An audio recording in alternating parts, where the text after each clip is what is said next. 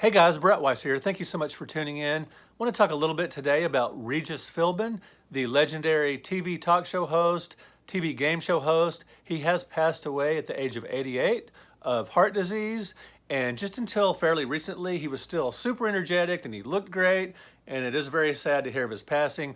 Millions of his fans all over the world are very sad about this because he just had such a great on-screen presence, and he was just so likable, just so affable, and sort of had an avuncular presence on TV. And our family really loved Who Wants to Be a Millionaire.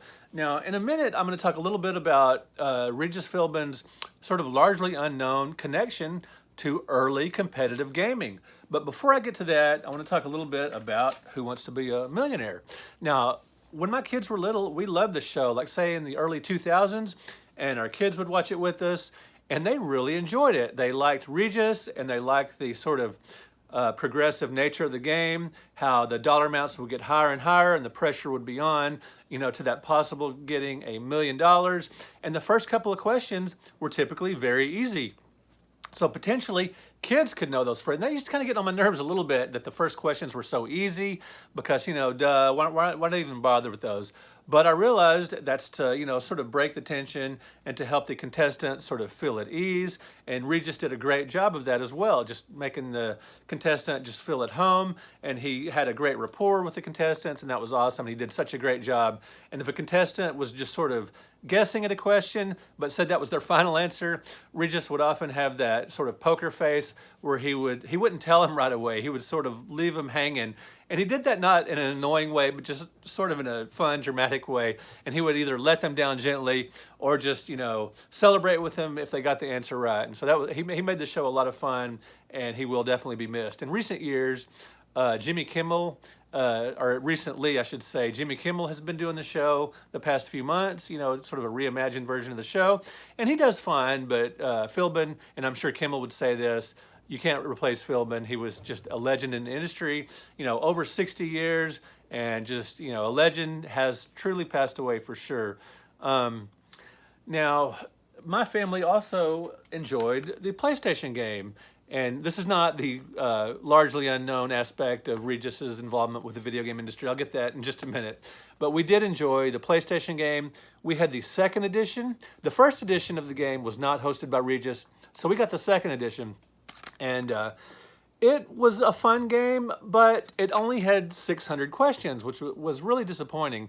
Even during the NES era, a lot of video games had, over 2,000 questions. And I'm sure that had nothing to do with Regis, most likely. It was just Sony or whomever, it looks like Sony trying to save some money or whatever. But anyway, there was only art trying to get you to buy further editions, because there was a third edition of this game for the PlayStation, and there were computer versions, and some other consoles had Who Wants to Be a Millionaire as well. But we did have fun with this game regardless.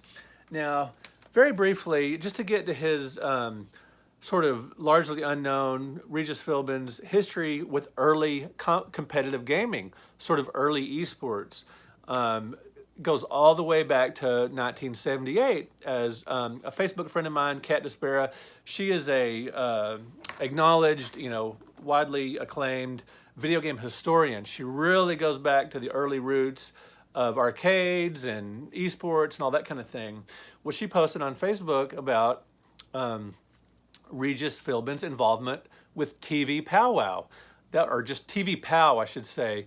That was an old game show that came out in 1978, and Kat shared just sort of a little bit of information on Facebook, and I'm going to link to her longer article about this phenomenon, the fact that Regis Philbin, of all people, was involved in early esports.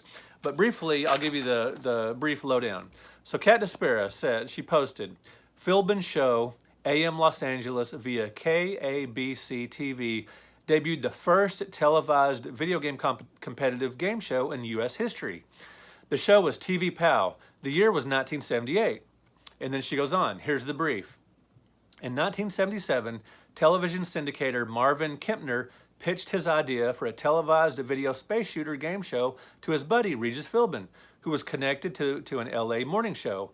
The TV show would use the Fairchild Channel F and a telephone. Now, as many of you know that have watched my channel for a long time, I did play the Fairchild Channel F in 1976 when it came out because my two best friends had it, and then it was called the Fairchild VES, Fairchild Video Entertainment System, and it was a fun console. And it predated the Atari 2600 by approximately a year, and I loved it and thought it was great. And but it did, obviously it was trounced by the 2600. So anyway, that's just a little aside. And Kat Despera, she goes on. Viewers would call in to play the game live. Philbin loved the idea and pushed it hard. In 1978, it came to be. That's the Philbin connection to the history of competitive video gaming. And she says, it seems small, but it's not. So thank you, Kat, for that. Very interesting.